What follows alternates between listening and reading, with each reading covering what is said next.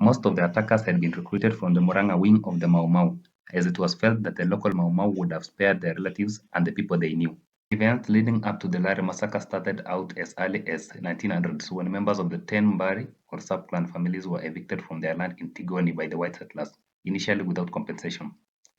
Huts and crops belonging to the locals in areas like Limuru and Kabuku were burnt down to pave way for the European farms. The displaced locals were taken by rail to work in Rift Valley as squatters. In 1932, the British colonial government appointed a commission to look into the land grievances of the natives, which were threatening to erupt violence. The commission, after defining the boundaries of the White Highlands and those of the native reserves, recommended that the locals be compensated for their land. The government, at the time, resorted to relocating the natives to Lari, a land that was next to a forest that was previously occupied by the Ndorobos. One of the senior chiefs of the natives that opposed the movement from Tigoni to Lari was Luka Kahangara.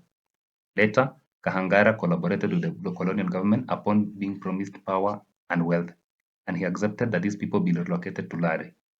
This made the natives bitterly divided, as Kahangara and his relatives had taken the best land and had benefited the most.